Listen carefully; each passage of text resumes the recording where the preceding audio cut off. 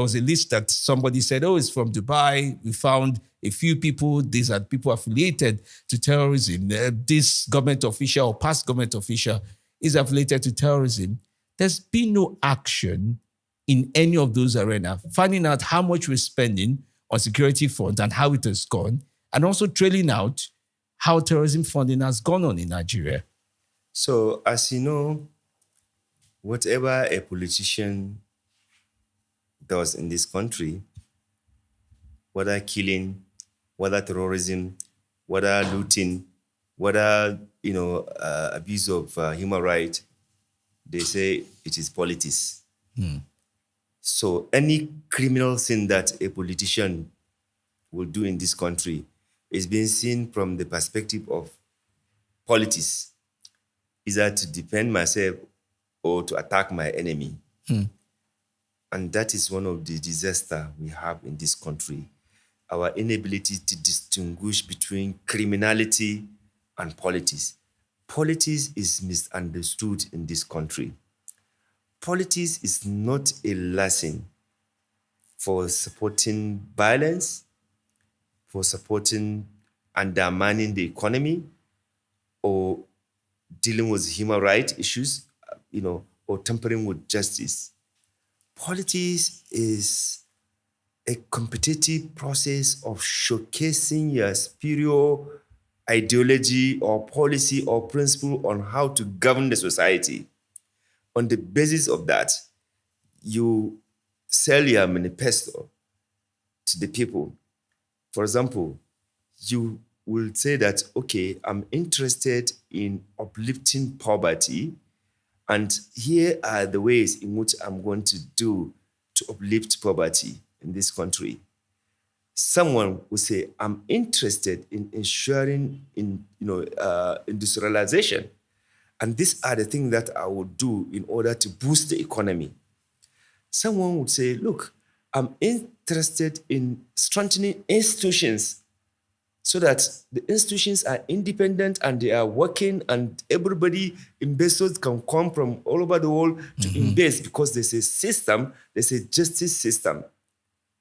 For example, these three examples that I gave you, you roll your manifestos and ideas and you campaign on the basis of that. People identify with their party, and when you come, they demand for accountability on what you say you are going to do. Yes. In Nigeria, that is not the case. So what you have now is that you have merchant of violence, merchant of corruption, merchant of disregard of rule of law, taking over governance. And that is why you see today, even the criminality, you are not able to purely establish who is sponsoring terrorism. Why is it difficult? Because the person will tell you that, okay, because I'm your political rival, that's why you are calling me financing terrorism. And then the other person will also not be able to, in all honesty, establish that the person you accuse is doing that, because we have all left everything to the personal interest. You are my political rival, I must bring you down at all costs, even though I will say you are associated with financing terrorism. You understand? So the citizens, you left them in worries. They are suffering from violence attack, and you are not able to go really to the roots and the people that are doing that. So you can see the confusion that the citizens are. So if you are in ruling party, nobody will call you are financing terrorism. You're protected. You are protected. In fact, one of the former chairman of the ruling party said, whatever crime you committed, come to our party, we will not do anything. Right now, there are some people who are supposed to be facing corruption charges. Some of them, they're in government. Some of them, because they joined the ruling party, their case is silenced. You understand? So you created that, situation. Now, for example, the minister of the former minister of justice, Justice. you know, Malami. for 2.5 years, he was a good boy because he had not changed party. Immediately he changed party. His criminal record surfaced, which I commend the anti-corruption agencies for bringing people to book if they have tangible evidence. But why all this silence? Convenience of time. Exactly. Simply because now he has become, his matter comes up. Like I said, it's good, and we are supporting the anti-corruption agencies for prosecuting whoever that did wrong in Nigeria. But many Nigerians are also concerned. Now, to worsen the matter, you even link him with terrorism, which is the greatest expensive thing that you will do. So only maybe court of law and practical evidence will get him out of it. But already his name has been damaged. Okay? So all I'm saying is that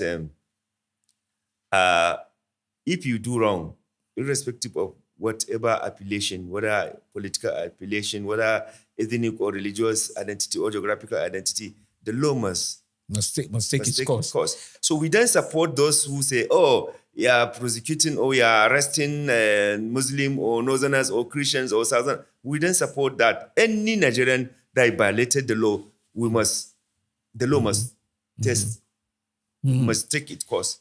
I'm also curious about the issue of America, right? Involvement in Nigeria as we would have it. And the perspective that America can enter any country that they feel the intention of what's going on. For example, the issue of Christian genocide, as it is easily talked about in the US at the moment.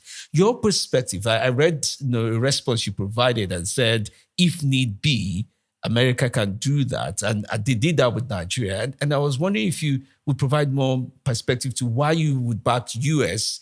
I know they won't say invasion, but US involvement in our security issues promptly. My reason is that Nigeria is already in relationship with America over the years on military assistance. And they have been working with Nigeria on that. And, right now, with the kind of leadership you have in America and with what you saw in Venezuela and the ongoing, discussion, or rather the ongoing attack plan in Iran and in Denmark and other places, you need to make sure that you create a conditions that will not be the real genocide, the actual genocide. You have to make sure that you avoid it. So if you strategically engage the American government with a view to support you on your failure, because let's admit Nigerian security or Nigerian government have failed Nigerians. And that is why many Nigerians believe that if there's any help, they should, take it. There's nothing wrong if Nigeria approach ECOWAS, if Nigeria can approach African Union, if Nigeria can approach United Nations.